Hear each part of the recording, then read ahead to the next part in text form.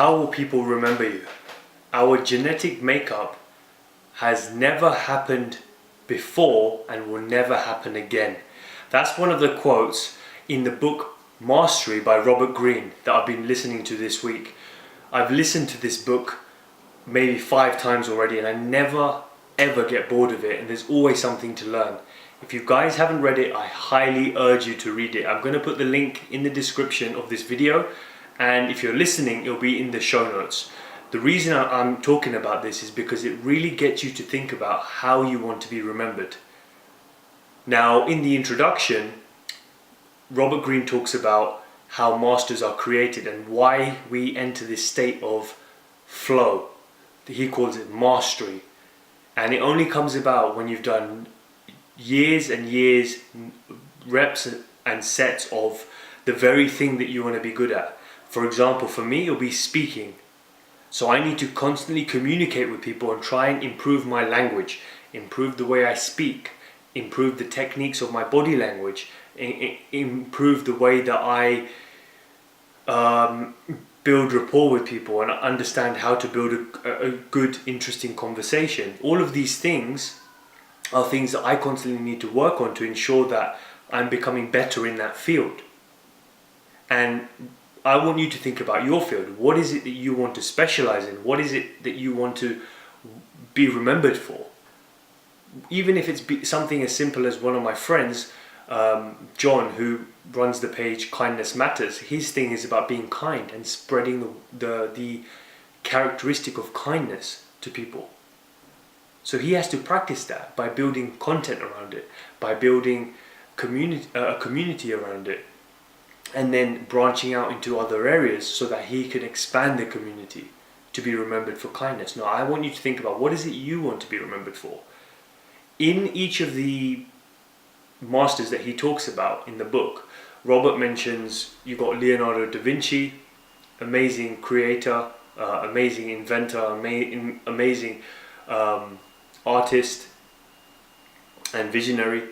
You've got Albert Einstein. He talks about Freddie Roach, which is the famous boxer who trained Pacquiao. You've got, who else does he talk about? There's so many people in there.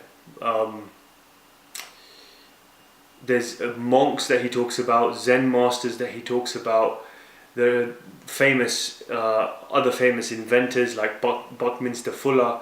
You've got so many legends in history that he talks about. And each of their stories are inspiring because all of them have this journey of finding out what it is that they're good at and following that. They go in that direction. Now, one of the videos that springs to mind is the philosopher Bashar on YouTube. I'm going to link his video in the description as well and in the show notes if you're listening. But someone asks him about excitement. And no, it wasn't excitement. It was, I can't remember exactly what the question was. I think it was about figuring out what you want to do in life, or your life purpose, or something along those lines. And he says, follow what excites you, because what excites you is its own self-contained kit. It includes more ideas that will help you branch out even further in other areas that you didn't know exist within that initial excitement. So when you open that door of excitement, there are other avenues behind there that you can explore that you'll be even more excited about. But you have to take the action and have the courage to actually open that initial door. And one of the things that he also talks about is how that self-contained kit will then lead you in areas that you'll naturally find happiness and peace from. Now, relating this back to the story, the book, he talks about a number of people in different areas, in different fields, from all over the world, in different time zones as well in history. So this story, this concept of mastery and of finding the thing that you want to be remembered for is ubiquitous amongst everyone in history who's been great. So they've all followed things that have excited them or interested them. Now, one of the things he talks about is, for example, there was a famous filmmaker, I can't quite remember his name, but he says that there was a toy that his brother had that used to project little pictures onto the wall. This was a toy back in the day, I think in the 20th century. and he traded that toy with his brother so he could have it. And then he went and just watched hours on end of animation being projected on the wall, and he later became, you know, one of the top producers in Hollywood. I'm not saying you need a toy. What I'm saying is he followed that excitement. Same goes for Leonardo. You know, he was written off by his society because he was born out of wedlock, and so at that time you couldn't actually have a formal education because you weren't born, you know, in a legitimate marriage or whatever it was. So he was barred from going to school after a while. So he just wandered around the town, went to places that excited him. Then he started drawing and paying attention to detail, to nature, in ways that other people hadn't done. So his eye for detail became very, very sharp. And later on, this continued more and more and more as he started creating paintings and art, and then later on inventions as well.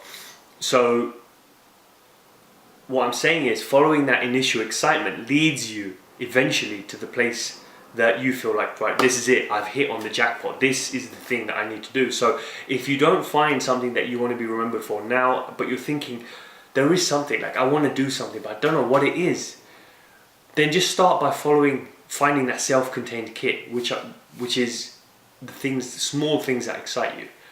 And they don't have to be big, lavish, like, oh, I want to be an actor, or I want to be a Hollywood movie star, or a psychotherapist, or come up with a new math formula that's never been done before, or I want to revolutionize science. It doesn't have to be those grand thoughts. It can just be something as simple as, I like learning about horses. For some reason, horses excite me.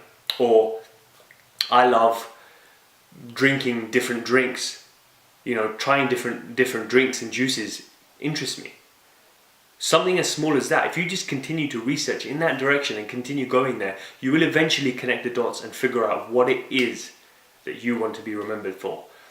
So just to sum this up, I want you to think about what it is that excites you, follow that, and slowly you'll figure out what you want to be remembered for. And until next time, guys, remember, you're only one decision away from becoming a legend.